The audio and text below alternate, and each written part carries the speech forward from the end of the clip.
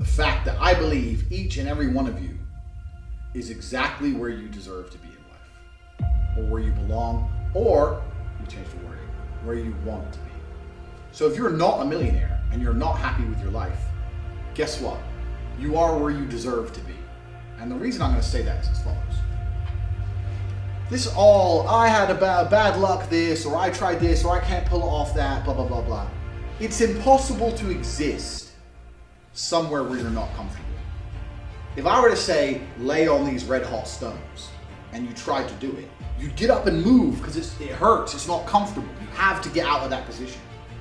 Yet, if you look at your lives, your life is in a position, but you don't move, you don't do anything about it. So if it was really, truly uncomfortable to you, like those red hot stones were, you'd change something. But the fact you refuse to change something shows that you're pretty comfortable where you are. Now, of course, you can talk a good talk. All you sit there and go, oh, but I know my life's not in order. I want to be rich and I want to be in shape and I want, and I'm gonna, and then you don't do anything, which shows that you know how to talk the talk, but you can't walk the walk. When I was broke, I couldn't sleep. And I say that, people laugh. I'm not joking. When I wanted money, like I needed air. I am smart enough to know that money equals freedom. And I don't want to live controlled by a job. I don't want to live controlled by a government. I don't want to live controlled by nobody. I want to be free. I want to be able to go on Twitter and say what the I want and not worry about losing my job or pussy. I needed money. And I used to sit there and just literally my hands in my head, and people are like, what's wrong with you? It's like, I need money. I want money today. I would have been one of them cats that robbed a bank. If I didn't find money, by the time I was 40, I would have walked in there with a shotgun. I'm not gonna live broke. Get rich or die trying. I understand that completely. You are sitting there going, oh, well, yeah, I really want to be a millionaire. And then just go to sleep. Oh, get my pillow, I'm tired. You are not uncomfortable in your position. Same thing with physical fitness. You're a fat. Oh yeah, I really need to lose weight. I know I'm going to lose weight. Why are you fat then? Getting fat does not happen slowly. Getting fat does not happen quickly. It's a slow process. You didn't notice across a year, every time you looked in the mirror, your eyes were closed. You knew what was happening, and you were comfortable being fat, because if you weren't comfortable, you would do something about it. Talk to people with their lives. They're like, well, my life's. And I'm like, yeah, well, of course it is, because you're happy for your life to be. Even if you're not happy, even if you're uncomfortable, you're not uncomfortable enough to change it. If you were genuinely unhappy about your position, you would not be coming to me for motivation.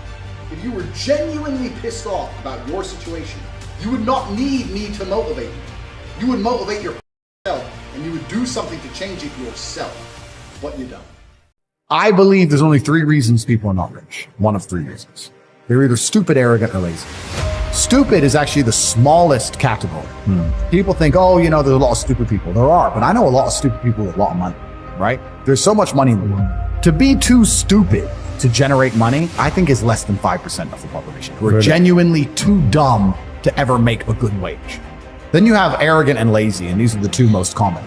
Lazy because people just, oh, but I need time to myself. Oh, but it's the evening. Or, it's hyper competitive.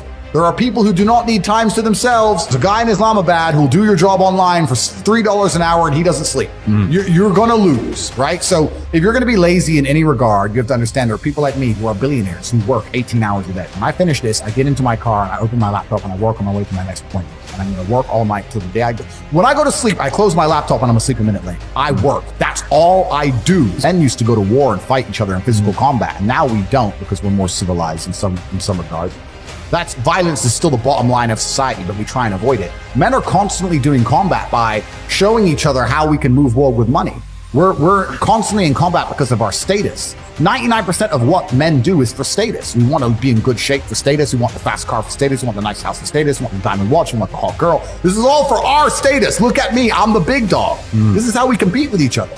If you're going to be a dude who pretends that's not true, or be a dude who doesn't want to compete, your life's God is unhappy because you're not trying hard enough. God hates the lazy. God wants people who try. Do you understand? He's created all of us. And he's looking down. He's seen the ones who are really trying, seen the people who don't try at all, and then he's seen people like you. Most of you are in this category, somewhere in the middle. You've convinced yourself you're trying, and you tell other people you're trying. Deep, dark, middle of the night, really, you know you're not trying as hard as you. What's interesting is none of you have had a normal life. You've had a unique and individual life path. The things you've gone through, nobody else on the planet has gone through. You've lived certain experiences, the school you went to, the time you were picked on in that class, the girl who broke your heart. Every single thing you've been through is unique, like a fingerprint. A completely unique life. And somehow you've managed to stay completely non-unique. It's almost impressive how you can have a completely unique life experience and still end up average. How do you do that? Your life's different than everyone else's, and you still look and talk and sound and act like everybody else. Like a dummy. Incredible. I'll tell you why that happened. That happened because you have not paid enough attention into analyzing your life. Self-analysis.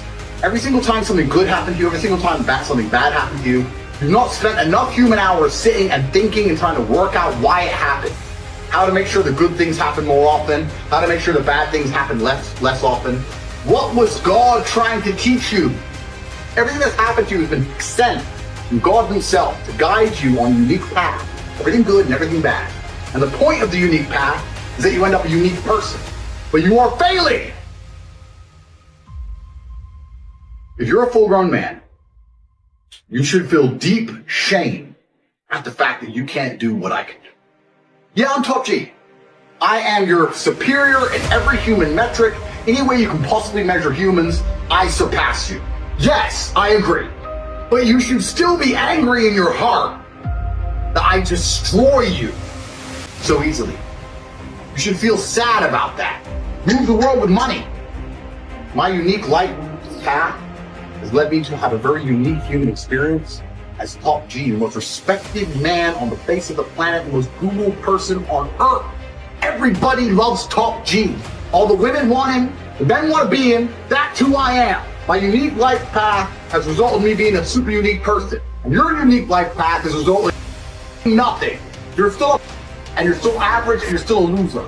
The best story you could possibly tell me about the happiest day of your life would pale in comparison to my average Tuesday. And it is your fault.